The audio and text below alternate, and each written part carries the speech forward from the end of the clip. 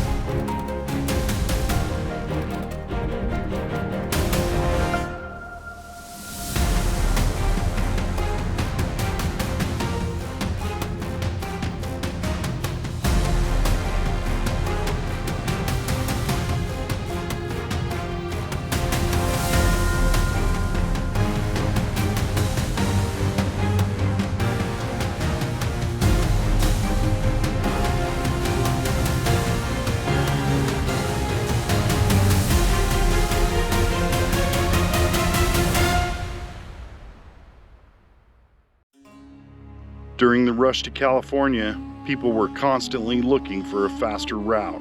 This is part of the Hastings Cutoff.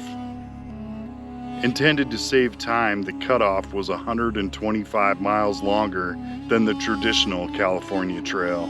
From here at Horseshoe Springs, one of the last water stops before heading west, crossing 80 miles of harsh, waterless Great Salt Lake Desert, through the salt flats and sagebrush. This is where the Donner Party started to get in trouble. If a wagon broke through the crust of a salt flat, there was usually no hope of getting it free.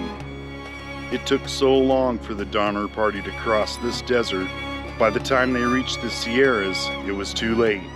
Winter snows trapped them in the mountains, resulting in the infamous Donner Party tragedy. Hastings Cutoff was a failed shortcut.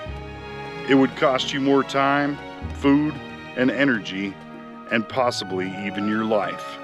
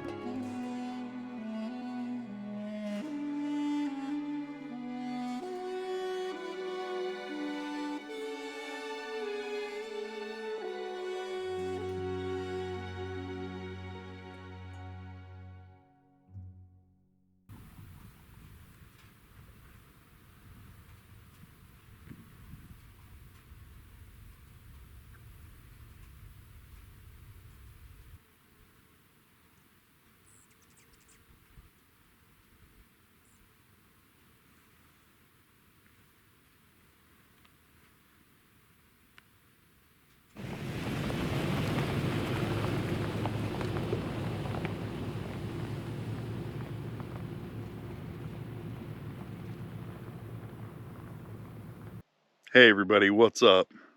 Picture yourself around 125 years ago. You lived on a tropical island out in the Pacific. and somebody talked you into moving to what they considered the promised land. They talked some Polynesians into moving from Hawaii to out here, the promised land.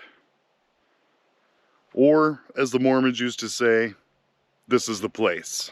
This is what's left of the little ghost town of Iosepa. And this cemetery is all that's left. They abandoned this place when it was time to go home and build a Mormon temple on their island. After 28 years of calling this place home, they just basically walked away. A lot of them were sad because they knew somebody that was in this cemetery, but it was time to go home. They were going to go back home and build a Mormon temple. In 1889, 56 LDS Polynesian immigrants settled here in the Skull Valley. This lonely fire hydrant serves as a landmark for the town site of Iosepa. Here they endured the harsh climate of Utah, below freezing in the winter and unbearable heat in the summer. Despite all odds, the people of Iosepa flourished. They built canals collecting 5 different streams from the Stansbury Mountains to provide water to their community. Every home had culinary water, an irrigation ditch, and a fire hydrant were on every lot. Iosepa won the state prize in 1911 for the best kept town and most progressive city in the state. But in 1915, the church announced the construction of a new temple back in Hawaii and offered to pay the settlers to move back home. Most of the people took the offer, and by 1917, the town was abandoned and returned to the dust. The Iosepa settlement was established by and for the Polynesian members of the LDS Church who wished to live in Utah. Locals began to build animosity towards the Polynesians, largely over applications for citizenship and over fears of a rumored leprosy outbreak in their community. Contrary to the story told on the sign, Iosepa was not self-sustaining and relied heavily on the church for its survival. Despite the setbacks, life in Iosepa was pleasant and still looked for the church for guidance. Iosepa reached a population of 228 in 1915, and by 1917, Iosepa was abandoned.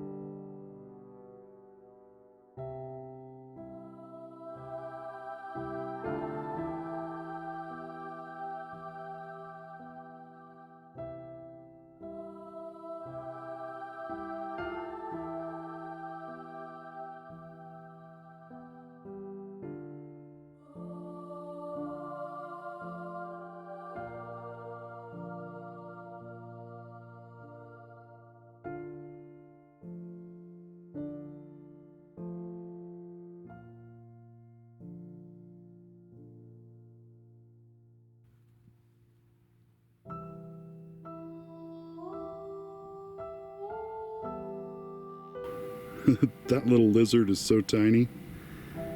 He's only a couple inches long.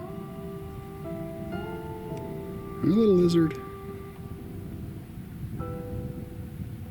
This memorial is also a time capsule. The next opening will be in 2040. That'd be exciting. See what's in there.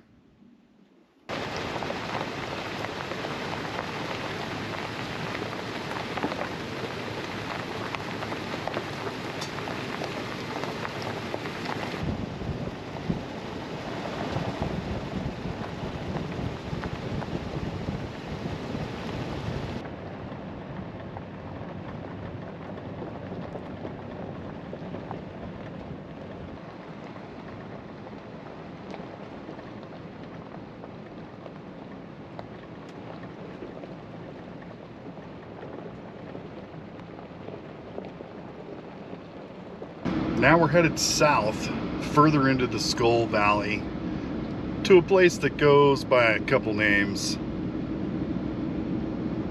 First name, Dugway. The other name, I like to call it Area 52. And I recently found out it's considered the dead zone. Now we are headed to Dugway. This road takes us right to the front gate.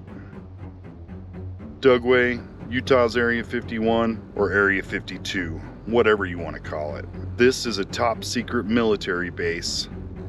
The location is no secret, but what they do behind the gate is a secret. At the Dugway Proving Grounds, they test chemical and biological defense weapons. In 1968, they accidentally released the VX nerve agent during a test, killing over 6,000 sheep in the Skull Valley, now known as the Dugway Sheep Incident. I will link my Area 52 video at the end of this one if you want to learn more. In areas around the base, people have reported strange things. Nothing that they had seen, but what they had heard, or what they couldn't hear. They report that even the sound of their footsteps went quiet, as if the sound died. In 1999, someone tried to record this phenomenon. He walked for hours near the base, recording everything. When he returned to his camp, he played back the footage. There was an hour of missing audio, just silence, and then the audio kicked back in, like normal. Dugway claims this is a natural sound refraction, a trick of temperature and terrain.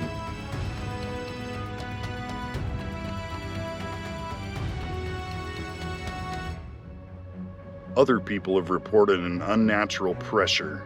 Their ears hurt, their joints hurt, a pressure on their chest like a giant hand was squeezing them, making it hard to breathe. In 2010, 3 friends were exploring an old road near the fence of Dugway. They noticed their compasses were spinning out of control. Their GPS units quit working. That's when the wall of pressure and silence hit them. One hiker turned around immediately, and the other 2 pushed on. They weren't found till days later, dehydrated but alive. When asked what happened, they both said they heard whispers, but when they would look, nothing was there. Officials chalk it up to sunstroke, dehydration, and disorientation, but the locals know it was more than just heat stroke.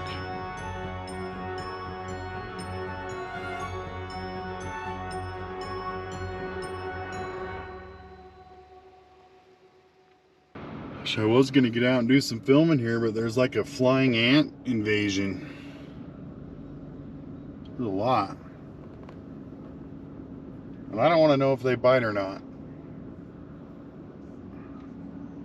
The odds are they probably do. Man, there's a lot.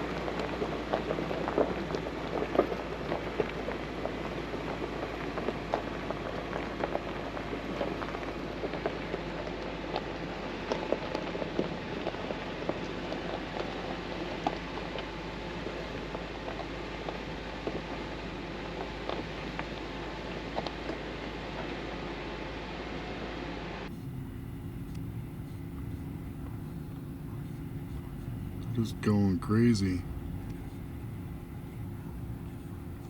I'm using my windshield as a slippery slide and then landed on the wiper. What the heck?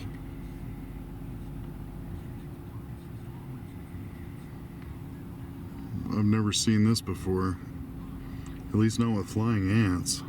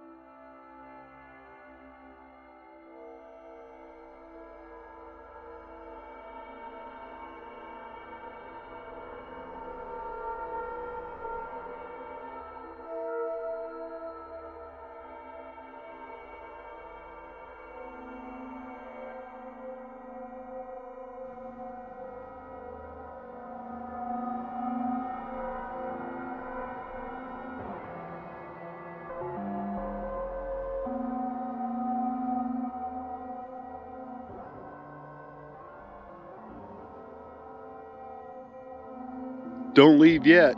Give this video a thumbs up, hit that subscribe button, and leave a comment. And now YouTube has a new button, the hype button. Hit that one too. Or take it a step further and push the join button and become a member and get your name on this list. But regardless, thank you for taking the time to watch this video. And don't forget, if you can, take the long way home.